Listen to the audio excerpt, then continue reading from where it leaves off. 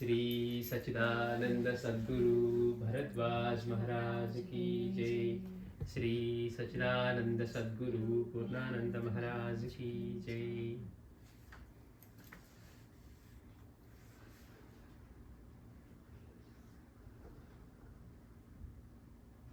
साईराम।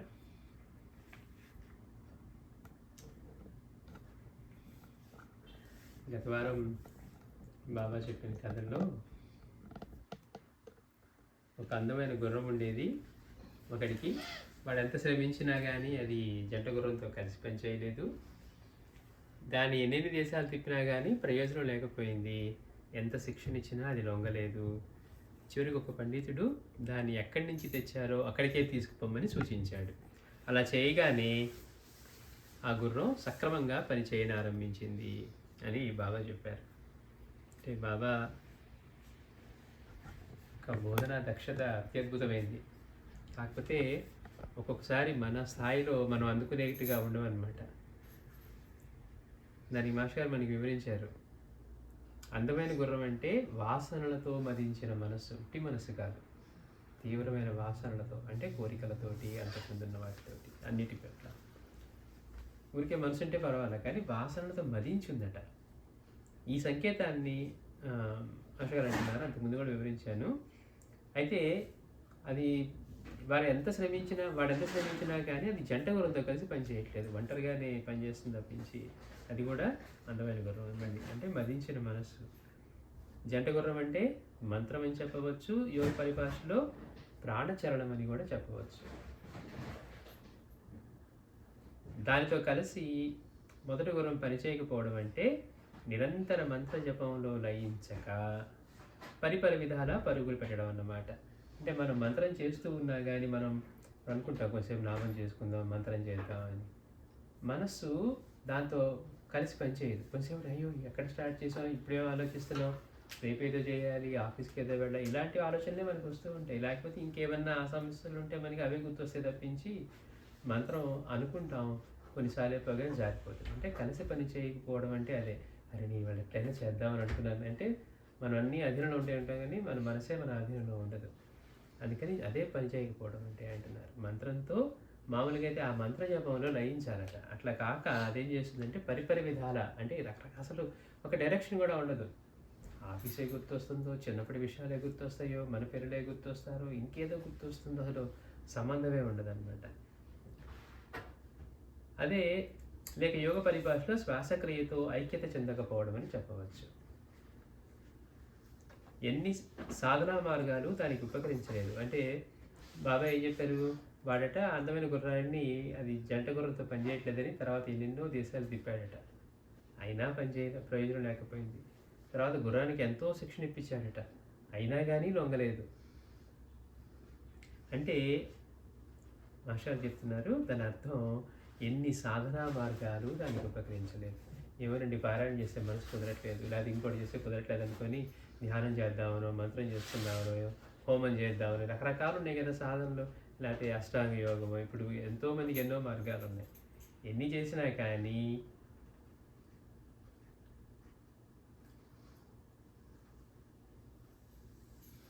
చేసినా కానీ మనకి మనసు లొంగనప్పుడు, మనకి పని చేయనప్పుడు ఇవన్నీ కూడా జారిపోతూ ఉన్నాయి, మనకి ప్రయోజనం లేకుండా పోతుంది. అది మాస్టర్ గారు చెప్తున్నారు. ఎన్ని సాధనా మార్గాలు దానికి ఉపయోగించలేదు. ఒక పండితుడు, అంటే భగవద్గీతలో చెప్పినట్లు జ్ఞాని, ఆయన ఏం చెప్పారట, ఆయన ఏం సూచన చేశారంటే మనస్సును, అంటే దాన్ని ఆయన ఏం చెప్పారంటే అది ఎక్కడి నుంచి వచ్చిందో దానికి అక్కడికే తీసుకోండి, అప్పుడు మాట వింటుంది అన్నారట. అంటే దాని అర్థం మనస్సును దాని పుట్టుక స్థానం మీద కేంద్రీకరించమని.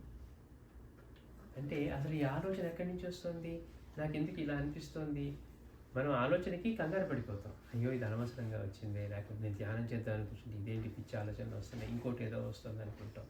కానీ ఈ ఆలోచనలు ఎక్కడి నుంచి వస్తున్నాయో దాని మీద మనసుని కేంద్రీకరించమన్నారు. అవును, నేనంటే ఎవరు అయిపోతుంది మనసు. నేనంటే ఎవరు నాకు తెలియదు. చూడండి గమ్మత్తు, నేనంటే ఎవరు, అవును నాకు ఇవన్నీ ఎలా తెలుస్తున్నాయి, నాకు ఆకలి అవుతుందని ఎక్కడ తెలిస్తే నేను ఆకలి అంటున్నాను. నాకు ఒక తలంపు వస్తే దాన్ని మాట్లాడారంటే ఎక్కడి నుంచి మాట్లాడుతున్నాను, ఇట్లా ప్రతి ఒక్కటి కూడా దేన్ని ఆధారం చేసుకొని ఇవంతా పనిచేస్తుంది. అంటే దాని మీదకి అంటే ఈ ఎక్కడి నుంచి ఆలోచన పుడుతోందో, మనసు ఎక్కడ వ్యక్తమవుతోందో అక్కడ దాని స్థానానికి తీసుకెళ్ళమన్నారట. మనసు అనేది ఏది, అది ఎక్కడ ఉదయిస్తుంది. ఇప్పుడు మాస్టర్ గారు ఏమంటున్నారు, మనకి ఆలోచనలు లేకుండా ఉండడం అంటే ఎంత కష్టమో ఆయనకి ఆలోచన తెచ్చుకోవడం అంత కష్టం అన్నారు. అంటే స్వామీజీ కూడా అదే చెప్పారు. ఎప్పుడున్నా మనసు ఎలా ఉంటుంది అంటే అసలు అది ప్లెయిన్గా ఉంటుందంట. ఏదన్నా తెచ్చుకోవాలన్నప్పుడు చూసినప్పుడు వాళ్ళు ఆలోచన చేస్తేనే వస్తుంది ఆలోచన. అంటే అసలు అలాంటి మనసు ఎలా ఉంటుంది చూడండి. అదే దుఃఖం లేకపోవడం అంటే, మనసు లయించి ఉండటం. అందుకని భగవాన్ కూడా అదే చెప్పారు. ఏమని, ఇవన్నీ ఎక్కడి నుంచి వస్తున్నాయో, భగవాన్ తపస్సు అంటే ఏంటి అని కావ్యకంఠ గణపతిని అడిగారు. భగవాన్ అడిగితే అప్పుడు చెప్పారంటే మనం ఏం చేస్తున్నాం, తపస్సు అంటే కూర్చొని కళ్ళు మూసుకొని మంత్రం చేయడం ఏదో అనుకుంటున్నాం. భగవాన్ ఒక్క మాట ఏం చెప్పారంటే, అలా ఎవరికి అనిపిస్తుందో అది ఎక్కడి నుంచి వస్తుందో ఆలోచించమన్నారు. అట్లాగా ఈ మనసు అనేది ఏది, అది ఎక్కడ ఉదయిస్తుందని పరిశీలించడం. అలా చేస్తే మనసు లయిస్తుందని భగవాన్ రమణ మహర్షి కూడా చెప్పారు. అంటే మనసు అసలు ఇది ఎక్కడి నుంచి వస్తుంది ఈ ఆలోచన అనేది, మనసు అంటే ఎక్కడి నుంచి వ్యక్తం అవుతుందని, అట్లా దాని మీద కేంద్రీకరించమన్నారు. అట్టి సాధనలో స్థిరపడటమే గుర్రం లొంగి పనిచేయడం అంటే. మనసు లొంగితే ప్రాణం కూడా లొంగుతుంది.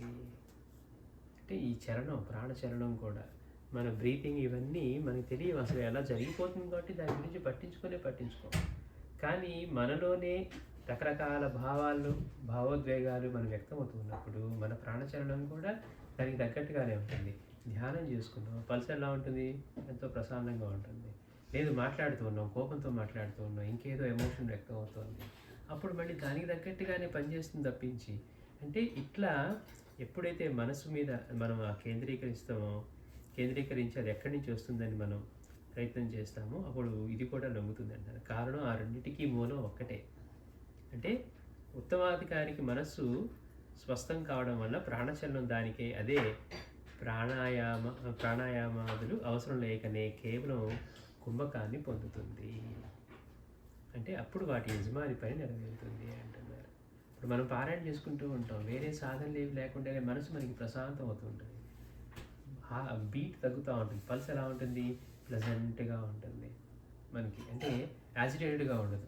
మనం ఏదో ఇబ్బందికరంగా ఉన్నప్పుడు, కోపంతో ఉన్నప్పుడు వ్యక్తమైనట్టుగా ఉండదు. మనం ప్రశాంతంగా మనం కూర్చుంటే మనకి తెలియకుండానే మనం ఇవన్నీ జరుగుతూ ఉన్నాయి. అందుకే మాస్టర్ గారు అంటున్నారు, మనం మామూలుగా ఏం చేస్తారు, చాలామంది ధ్యానాలు నేర్చుకొని ఈ కుంభకం ఇవన్నీ అంటే ప్రాణచలనాన్ని ఆపటం, కొద్ది క్షణాలు ఆపి మళ్ళీ వదలటం, ఇవన్నీ ఉంటాయి. అవి గురువు దగ్గరే నేర్చుకొని చేయాలి, లేకపోతే ఉపాధి జరిగినట్లే జరుగుతుంది అనమాట. పొరపాటున ఆవిడ ఈయనకేదో అయిందని చెప్పి నీళ్లు పోస్తే శ్వాస జరగడమే ఇబ్బందికరం అయిపోయింది ఆయనకి. ఎంతమంది తిరిగి మళ్ళీ సాయినాథుడి దగ్గరికి తప్పని పరిస్థితిలో వచ్చిన తర్వాత కేవలం సాయి సన్నిధిలోనే అతనికి స్వస్థత చేకూరింది. అందుకని ఇవన్నీ కూడా నేర్చుకుని చేయాలి. కానీ మనకి ఈ పారాయణలోనే, అందుకే మాస్టర్ ఒకటే అంటారు, ఏ సాధనకైనా చరమ లక్ష్యం ఏంటి అంటే మనసు ప్రశాంతం అవటం, మనసు నశించటం, లేకపోతే మనసు లయం అవటం. అలా కాకుండా మనకి అదేంటండి గుళ్ళో సంకల్పం అంటే ఇంత లిస్టు చదువుతారు కదా, అది కావాలి ఇది కావాలి, అది సిద్ధించాలి. కానీ నిజానికి మనకి ఏ సాధన చేసినా, తపస్సు చేసినా, వ్రతాలు చేసినా, పూజలు చేసినా, పారాయణ చేసినా, నామజపం చేసినా, ధ్యానం చేసినా జరగాల్సింది ఏంటంటే మనసు ప్రశాంతం అవటం. ఆ మనసు లేకుండా ఉండే స్థితికి వచ్చింది అంటే మనం మోక్షాన్ని పొందినట్టు అనమాట. అంటే ఈ దుఃఖ విముక్తి నుంచి మనసు ఉంటేనే కదా మనకి దుఃఖ విముక్తి ఎన్ని కలిగింది.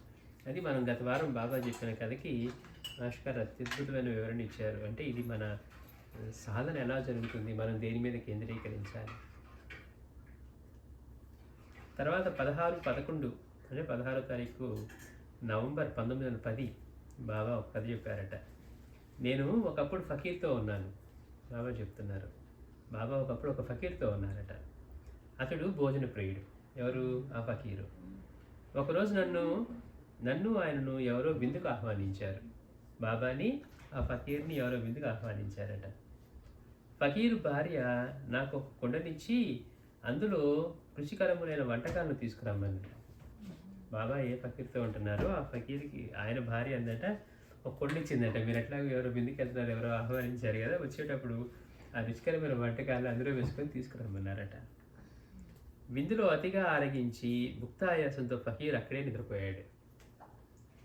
బాబాతో ఉన్న ఫకీరు, నేను మాత్రం వంటకాలను వీపుపై పెట్టుకొని ద్రవాహారంతో నిండిన కుండను నెత్తిన పెట్టుకొని ఫకీర్ ఇంటికి నడిచాను. మరి ఆయన భార్య అడిగింది కదా, నువ్వు వచ్చేటప్పుడు ఇదిగో ఈ కుండలో పెట్టుకొని అక్కడికి తీసుకురమ్మందట. అందుకని బాబా ఏం చేశారు, ఈ ఫకీరేమో బాగా అక్కడ ఆరగించి భుక్త ఆయాసంతో అక్కడే ఉన్నారట, నిద్రపోయాడట.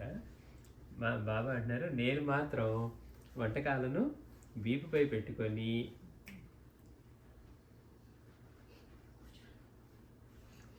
ద్రవాహారంతో నిండిన కుండను నెత్తిన పెట్టుకొని ఫకీర్ ఇంటికి నడిచాను. మధ్యలో దారి తప్పి మాలపల్లిలో కొంచెం సేపు విశ్రమించాను. మధ్యలో బాబా దారి తప్పారట. దారి తప్పి ఒక మాలపల్లెలో కొంచెం సేపు విశ్రమించాను. అక్కడ కుక్కలు మరగడం వలన బయలుదేరి వెళ్ళి వంటకాలను ఫకీర్ భార్యకి ఇచ్చాను. బాబా అవన్నీ ఒకటేమో ద్రవాహారాలు, తర్వాత ఇవి కుండలోనూ అవి తీసుకొని ఒకటి వీపు మీద ఒకటి తల మీద పెట్టుకొని వస్తున్నారట, నెత్తిని పెట్టుకొని వస్తూ దారి తప్పి ఒక మాలపల్లిలోకి వెళ్ళి కొంచెంసేపు విశ్రమించారట. విశ్రమిస్తే అక్కడ కుక్కలు మొరగడం వలన మళ్ళీ లేచారట బాబా. బయలుదేరి వెళ్ళి ఆ వంటకాలని ఫకీర్ భార్యకి ఇచ్చాను. అప్పటికే ఫకీర్ ఇంటికి చేరడం వలన ముగ్గురం కలిసి పూజించాం. ఆయన ముందు అక్కడ నిద్రపోయారు, కానీ బాబా వీడు దారి తప్పి కొంచెం విశ్రమించి మళ్ళీ వచ్చేసరికి ఆయన ఇంటికి వచ్చేసారట. కాబట్టి మళ్ళీ ముగ్గురం కలిసి పూజించాం. అందుకే నిజమైన ఫకీర్లు చాలా అరుదు అన్నారట బాబా.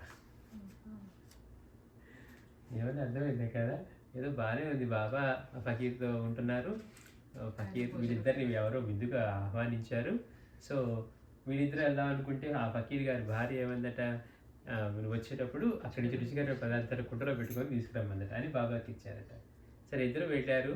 ఆ ఫకీర్ గారు పాపం భోజన ప్రియులు కదా, అందుకని బాగా ఆరగించి భుక్త ఆయాసంతో అక్కడ నిద్రపోయారట. బాబా మాత్రం ఆయనకు అప్పగించిన పని కోసం, అంటే అవి తీసుకొని వెళ్ళటం కోసం ద్రవాహారాలు, తర్వాత పదార్థాలు తీసుకొని అవి రెండు విడిగా పెట్టుకొని ఒకటి భుజం మీద ఒకటి నెత్తిన పెట్టుకొని నడుస్తూ వస్తున్నారట. ఆయనేమో అక్కడ హాయిగా నిద్రపోతూ ఉన్నారు.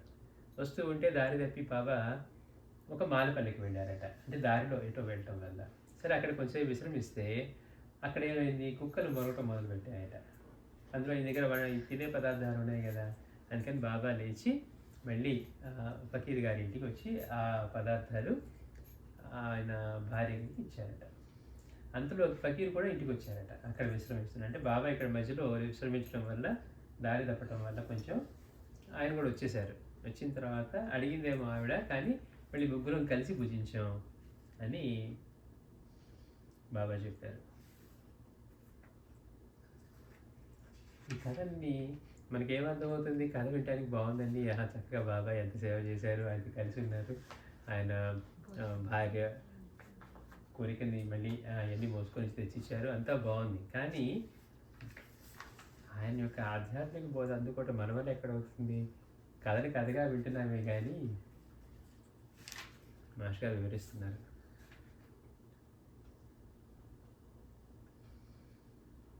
సర్వమతాల్లోనూ సర్వసంగ పరిత్యాగి అయిన సాధకుడు తన గురువు నేర్పిన సాధన చేసుకుంటూ ఏ స్థలం పట్ల మమకారం ఏర్పడకుండా అక్కడి జనంతో పరిచయం పెరిగి సాధనకు, వైరాగ్యానికి అంతరాయాలు ఏర్పడకుండా చూసుకోవడానికి దేశ సంచారి అయి జీవించాలి. బాబా మాస్టర్ చెప్తున్నారు. అన్ని మతాల్లో కూడా సర్వసంగ పరిత్యాగి అయిన సాధకుడు తన గురువు నేర్పిన సాధనని చేసుకుంటూ, ఒకసారి గురువు దగ్గర సాధన తీసుకున్న తర్వాత తన గురువు ఏం చెప్పాడు, మళ్ళీ దత్తస్వామి బాబా చెప్పినట్టు 10 మందితో కలవకూడదు. ఎందుకు? గొడవ రేగుతుంది, లేకపోతే డిస్కషన్ జరుగుతుంది, ఏదో ఒక టైం వ్యర్థం అవుతుంది తప్పించి మనకి ఏది ఉపయోగపడదు. అందుకని ఆయన ఎలా ఉండాలట, సర్వసంగ పరిత్యాగి అయిన సాధకుడు తన గురువు నేర్పిన సాధనని చేసుకుంటూ ఏ స్థలం పట్ల మమకారం ఏర్పడకుండా, అబ్బాయి ఇది భలే ఉంది, ఇక్కడ చేసుకుంటే బాగుంటుంది ఉండకూడదట. అందుకే మన గురువు ఇది చెప్తారు, మనం ఎక్కడా కూడా 3 రోజులకు మించి ఉండకూడదు సన్యాసమైన మనము అని. ఓపిక లేకపోతే ఒక పెద్ద క్షేత్రాన్ని ఆశ్రయించి అక్కడ ఉండొచ్చు, కానీ మనకి ఓపిక ఉన్నంతసేపు అలా 3 రోజులు మించకుండా అన్ని తీర్థక్షేత్రాలు తిరుగుతూ అట్లా తిరగాలని చెప్పి మనకి శ్రీ గురుడు శిష్యుడికి బోధించేది మనం తెలుసుకుందాం. ఇక్కడ అదే చెప్తున్నారు, సర్వసంగ పరిత్యాగి అయిన సాధకుడు తన గురువు నేర్పినటువంటి సాధన చేసుకుంటూ ఏ స్థలం పట్ల కూడా మమకారం ఏర్పడకుండా, అంటే దేని పట్ల మమకారం ఏర్పడకూడదు. ఆ ప్రదేశం భలే ఉందండి, అక్కడే ఉంటాను అట్లా ఉండకూడదు. లేదా అక్కడ అవి నాకు అనుకున్నట్టుగా దొరుకుతున్నాయి, సమయానికి భోజనం దొరుకుతుంది, అగ్రహారంలో మంచిగా భోజనం భిక్ష పెట్టేవాడు ఉన్నారు, ఇలా అనుకున్నాడు అనుకోండి, ఇప్పుడు సాధనే పోతుంది. అందుకని ఎక్కడ కూడా మమకారం ఏర్పడకుండా అక్కడ జపం, అక్కడ జనంతో పరిచయం పెరిగి సాధనకు వైరాగ్యానికి అంతరాయాలు ఏర్పడకుండా చూసుకోవడానికై దేశ సంచారే జీవించాలి. దేశ సంచారం చేస్తూ ఉంటే ఎవరితోనూ ఇంకట్లా ఒక రిలేషన్ కానీ ఒక బంధంగా ఏర్పడే అవకాశం ఉండదు. బాబా అందుకే దేవిదాసుని హెచ్చరించారు. దేవిదాసు జానకీదాసు ఇద్దరు అక్కడే ఉండి బాబా సన్నిధిలో వస్తూ ఉన్నా కానీ దేవిదాసుని హెచ్చరించారు, ఇద్దరు సాధులైన వాళ్ళు ఎలా ఉండాలి అని. అహంకారం బలపడకుండా వివిధ సాధువుల వద్ద కొంతకాలం ఉండి వారి వద్ద నేర్వదగినది నేరుస్తూ తన శక్తి వంచన లేక వారికి సేవ చేస్తూ ఉండాలి. నేను ఒకప్పుడు ఒక ఫకీర్తో ఉన్నాను అన్నారు, అక్కడ ఆయనకి సేవ చేస్తూ ఉన్నారు. తర్వాత ఆయన భార్య అడిగినా కానీ వారికి సేవ చేస్తున్నారు. అందుకని ఇక్కడ చూస్తే ఎట్లా ఉండాలట, మనలో అహంకారం బలపడకుండా వివిధ సాధువుల వద్ద కొంతకాలం ఉండి వారి వద్ద నేర్వదగినది నేరుస్తూ, నేను ఆల్రెడీ సాధన చేసుకుంటా నాకేంటి అన్నట్లుగా ఉండడానికి అవకాశం లేదు. మిగిలిన సాధువుల దగ్గర కూడా కొంతకాలం ఉండి వారి వద్ద నేర్వదగినది నేరుస్తూ తన శక్తి వంచన లేక వారికి సేవ చేస్తూ ఉండాలి. తమ చరిత్రలో అట్ట సంఘటన సాయి చెప్తున్నారేమో అంటే ఎట్లా ఇది ఈ విషయంలో ఇస్లాంలో అట్టి సాధువు గృహస్థు కావచ్చు. హిందూ సాంప్రదాయంలో కూడా గృహస్థుడై కూడా భిక్షపై జీవిస్తూ 3 రోజులకు అవసరమైన దానికంటే గ్రాసం నిల్వ చేసుకోకుండా సాధు జీవితం గడపవచ్చు. అంటే 3 రోజులకు మించి ఆహారానికి కానీ కావాల్సినవి కానీ ఏర్పాటు చేసుకోకుండా అట్లా గడపవచ్చు. ఇలా ఎందరినో సాయి చూచి చెప్పిన మాట, నిజమైన ఫకీరు చాలా అరుదు అని. పై కథలో ఇప్పుడు మనకి చెప్పుకున్న కథలో ఫకీర్ జిహ్వచాపల్యాన్ని జయించని భోజన ప్రియుడు. ఫకీర్ దగ్గర ఉన్నానని చెప్తూ మళ్ళీ బాబా ఏమన్నారు, ఆ ఫకీరు భోజన ప్రియుడు అన్నారు. అంటే భోజన ప్రియుడు అంటే ఏంటి, జిహ్వచాపల్యాన్ని జయించలేకపోవటం. బాబా ఉన్నారు, భిక్ష చేసిన తర్వాత రుచి విచక్షణ లేకుండా మొత్తం కలిపేసి అందులోంచి అంతా దునికి ఆహుతి చేసి అన్ని జీవులు స్వీకరించిన తర్వాత అక్కడ వాళ్ళు ఆయన 3 ముద్దలు మాత్రం తీసుకునేవారట. అందులో ఏముంది, స్వీట్ ఏముందా, లేకపోతే కూర వేశారా, ఇంకేం వేశారా, పప్పా సాంబారా అన్నీ కలిసిపోయాయా, ఆయనకి ఆ రుచి విచక్షణ లేదు. ప్రాణం నిలవటానికి ఎంత అవసరమో సాధువుకి అంతే 3 ముద్దలు ప్రసాదంగా తీసుకుంటూ ఉన్నారు. అందుకని మాస్టర్ అంటున్నారు, ఈ ఇప్పుడు చెప్పుకున్న బాబా చెప్పిన కథలోని ఫకీరు జిహ్వచాపల్యాన్ని జయించని భోజన ప్రియుడు. భుక్తాయాసంతో విందు కాగానే అక్కడే నిద్రించాడు. అతి వృద్ధాప్యంలో తప్ప పగటి నిద్ర సర్వులకు అవాంఛనీయం. అందుకే చూడండి, బాబా ఏ రోజు మధ్యాహ్న సమయంలో కానీ మిగిలిన సమయాల్లో అసలు గోడకు కూడా అనుకొని కూర్చోలేదట. ఎప్పుడు వెన్నువాల్సిన సందర్భమే లేదట. భక్తులు కొంతసేపు మరీ బాబా దగ్గర రద్దీ పెరిగిపోయింది, ఆయనకి విశ్రాంతి లేకుండా పోయిందని వచ్చే జనాలను ఆపారు. బాబా కూర్చొని ఆయన దానిలోంచి తీసి ఇది నానాది, ఇది బాపు, ఇది కాకని చెప్పి ఆ నాణ్యాలు రుద్దుతూ మన సంస్కారాలను ఆయన సంస్కరిస్తూ ఉన్నారే తప్పించి, ఆయన హాయిగా ఇప్పుడు గురువు గారికి సమయం ఇచ్చారు కదా, వెళ్ళి కొంచెంసేపు విశ్రమిద్దాం అట్లాంటిది ఏం లేదు మా బాబా దగ్గర. అంటే చూడండి, మాస్టర్ అంటే అసలు వెన్నే వాల్చలేదట. కనీసం గోడకి ఆనుకొని కూర్చున్నా కానీ మళ్ళీ దానికి దూరంలో ఉండేదట. అంత సమయం అట్లా కూర్చొని ఉన్నా కానీ. అంటే నిజమైన ఫకీర్ ఎలా ఉంటాడు అంటే,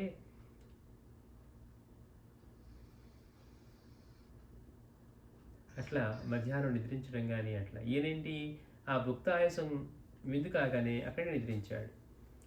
ఎక్సెప్షన్ ఎక్కడట అంటే అతి వృద్ధాప్యంలో, మామూలు వృద్ధాప్యం కూడా కాదు, అతి వృద్ధాప్యంలో తప్ప పగటి నిద్ర సర్వులకు అవాంఛనీయం. సర్వులకు తమోగుణం వల్ల బుద్ధిమాంద్యం కలుగుతుంది. తమోగుణం వల్ల బుద్ధిమాంద్యం కలుగుతుంది. సాయి అలాగాక ఫకీర్ భార్యకు భోజనం అందించిన తర్వాతనే తాను తిన్నారు. అంటే అక్కడ ఈయన పిలిచారు, కానీ బాబా అక్కడ తీసుకోలేదట. ఇక్కడికి వచ్చిన తర్వాత తిన్నారు, ముగ్గురం కలిసి తిన్నామంటున్నారు కదా. ఆయనేమో తిని నిద్రించాడు, బాబా మాత్రం అవి తీసుకుని బయలుదేరాలని చెప్పారే కానీ అక్కడ బాబా భుజించారని చెప్పాల. కథలో ఇద్దరు వెళ్ళారు, ఆయన భోజన ప్రియుడు కావడం వల్ల వెంటనే చక్కగా ఆరగించి విశ్రమించారట. కానీ ఈయన మాత్రం ఏం చేశారు, ఆ పదార్థాలు అవి పెట్టుకొని ఆ కుండలో నింపుకొని తీసుకొని వచ్చారు. అదే మాస్టర్ గారు అంటున్నారు, బాబా మాత్రం ఏం చేశారట అంటే సాయి అలాగాక ఫకీరు భార్యకు భోజనం అందించిన తర్వాతనే తాను తిన్నారు. ఇది ఉత్తమ శిష్య ధర్మం. అంటే సాధువుని సేవించాలని చెప్తున్నారు కదా, వాళ్ళలో బలహీనతలు ఉండొచ్చు, కానీ వీరులు ఎలా ఉన్నాయి, గురువుకి ఎట్లా సేవ చేస్తూ ఉన్నారు, అట్లా చూసుకుంటే ఆయన తీసుకువచ్చి వారు తిన్న తర్వాతనే తిన్నారట. ఇది ఉత్తమమైన శిష్య ధర్మం. గురువుని ఎలాంటి భావంతో సేవిస్తాడో అలానే గురుభార్యను బిడ్డలను కూడా సేవించాలని గురుగీత. అంటే మనం అండి ఆయన్ని గౌరవిస్తాం కానీ వాళ్ళు తీరండి మేమేం పట్టించుకోవట్లుండకూడదట. గురువు ప్రతిరూపాలు కానీ చూడాలి, గురుపత్నిని, తర్వాత గురు బిడ్డల్ని కూడా. ఇంకా వాళ్ళ ఏంటిది మనకి అనవసరం. వాడిని ఎలా గౌరవించాలంటే గురువు యొక్క ప్రతిరూపంగానే గౌరవించాలట. అందుకని గురువుని ఎలాంటి భావంతో సేవిస్తాడో అలానే గురు భార్యను బిడ్డలను కూడా సేవించాలని గురుగీత చెప్తుంది. సాధకుడు తాను దర్శించే సాధువులందరిలోనూ తన గురు స్వరూపములను తలచి అలానే సేవించాలి. అదేంటండి, ఒకసారి గురువు దగ్గర మంత్రం తీసుకున్నారు కదా, సాధన చేసుకున్నారు కదా, మళ్ళీ ఎంతోమంది సాధువుల దగ్గరికి వెళ్ళి వాళ్ళ దగ్గర నేర్చుకోదగిందంటే నేర్చుకోమని చెప్తున్నారు. మాస్టర్ గారు కూడా ఇట్లాంటి ప్రశ్నలు వేశారు, మీరు వాళ్ళ దగ్గరికి వెళ్ళారు కదా, బాబా మీకు చెప్పని వాళ్ళు చెప్తున్నారా అంటే ఆ రూపంలో కూడా బాబానే చెప్తున్నారు అన్నారు. చూడండి, అంటే భావం. ఎక్కడికి వెళ్ళినా మాస్టర్ గారు నమస్కారం, చీరాస్వామి దగ్గరికి వెళ్ళినా ఇంకొకరి దగ్గరికి వెళ్ళినా సాయినాథుడికి అందులోంచి పలుకుతున్నారనే, కానీ ఇక్కడ రూపానికి ప్రాధాన్యత లేదు కదా. అక్కడ ఆ రూపంలో కూడా అందరి మహనీయ రూపంలో సాయే ఉన్నారు. అలా స్మరించాకే వాళ్ళ నుంచి అటువంటి స్పందన, అటువంటి ప్రేమని మాస్టర్ గారు కూడా పొందారు. అందుకని అదేంటండి, మనం ఇప్పుడు బాబాని ఆశ్రయించాం కదా, మళ్ళీ వెళ్ళాలా ఇంకో గురువు దగ్గరికి అంటే ఎవరికి చెప్పారు? ఇది సర్వసంగ పరిత్యాగైన సాధకుడు ఎలా ఉండాలో చెప్పారు. తన గురువు నేర్చి సాధన చేసుకుంటూ ఆయన సంచరిస్తూ ఎక్కడ ప్రదేశం పట్ల కూడా వ్యామోహం లేకుండా మనుషులతోటి ఇలాంటి బంధాలు అవి పెంచుకొని అలా ఉండకుండా ఆయన 3 రోజుల నుంచి ఎక్కడ ఉండకుండా, ఎందుకంటే అది కారణం. ఒకచోట ఎక్కువ ఉంటే మనకి ఆ బంధం ఏర్పడుతుందండి. అందుకని గురువుని ఎలా సేవించారో గురు పత్నిని, గురు బిడ్డల్ని కూడా అలాంటి భావంతోనే సేవించాలి. కనుకే బాబా ఆయన దగ్గర సేవ చేస్తూ ఉన్నారు కాబట్టి ఆయన భుజించక ఆ పదార్థాన్ని తీసుకువచ్చి ఇక్కడ గురుపత్నికి అందించిన తర్వాతనే, అంటే ఫకీర్ భార్యకి అందించిన తర్వాతనే తిన్నారు అని బాబా చెప్పారనమాట. సాధకుడు తాను దర్శించే సాధువులందరిలోనూ తన గురుస్వరూపమేనని తలచి అలానే సేవించాలి. మా గురువుగారు గొప్పారండి, ఈయన చిన్న సాధకుడు, అది చిన్న గురువు అంటానికి లేదట. ఈ రూపంలో కూడా ఆయనే ఉన్నారు. శ్రీగురుడు అదే చెప్తారు కదా, నువ్వు నాకు ఆయన ఏం నేర్పట్టది, నేను వదిలేసి వచ్చానంటే అక్కడ ఉన్నది కూడా నేనే అని తెలుసుకో అంటారు. అందుకని తాను నేర్వదగిన జ్ఞానమేమి లేని సాధువును వీడిపోవాలి. సాయి దారి తప్పడం చూస్తే ఆయన కొత్తగా ఆ ఫకీర్ చెంతకు వచ్చారని తెలుస్తుంది. బాబా దారి తప్పారని చెప్తున్నారు కదా. సాయి దారి తప్పడం చూస్తే ఆయన కొత్తగా ఆ ఫకీర్ చెంతకు వచ్చారని తెలుస్తుంది. అంటే ఏంటి, ఇంటికి దారికి దారి తెలియకపోవడం వల్లే దారి తప్పారని, అంటే కొత్తగా ఆయన దగ్గరికి వచ్చారు అని తెలుస్తుంది. కుక్కలు మరగడం కూడా ఆయన ప్రాంతాలకు కొత్త వారిని తెలుపుతుంది. అంటే ఏంటి, బాబా దారి తప్పటి వెళ్ళారు అంటే ఇప్పుడు మనకు తెలియని చోటికి వెళ్తే అరుస్తాయి, రోజు చూసేవైతే మనల్ని అరవు, అది కారణం. అందుకని కుక్కలు ఉండటం కూడా ఆయా ప్రాంతాలకు కొత్త వారిని తెలుపుతుంది.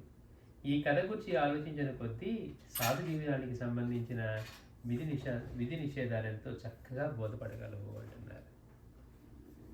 అంటే దీనికి ఇంకా ఆలోచించే కొద్దీ సాధు జీవనానికి సంబంధించిన విధి నిషేధాలు మనం పాటించవలసినవి, మనకి నిషేధింపబడ్డవి, ఎట్లా సేవించాలి, అతి మా భోజనం జిహచాపల్యం లేకుండా ఉండటం, పగలు నిద్రించుకుండటం, తర్వాత గురువుని, గురుపత్నిని, ఆ గురు యొక్క ఫ్యామిలీ మొత్తాన్ని కూడా మనం ఆయన రూపంగానే, ప్రతిరూపాలుగానే చూడాలనటం, సాధకుడు అయ్యుండి కూడా వేరే వాళ్ళ దగ్గరికి వెళ్ళి సేవ చేస్తూ వాళ్ళ దగ్గర నేర్చుకోదగినది ఉంటే నేర్చుకుంటూ ఆ రూపంలో కూడా తన గురు స్వరూపమే ఉందని విషయాన్ని గుర్తిస్తూ అట్లా నడుచుకోవాలి అని చెప్పి మనకి బాబా ఈ కథ ద్వారా తెలియజేస్తున్నారు. శ్రీ సచిదానంద సద్గురు సాయినాథ్ మహారాజ్ కీ జై.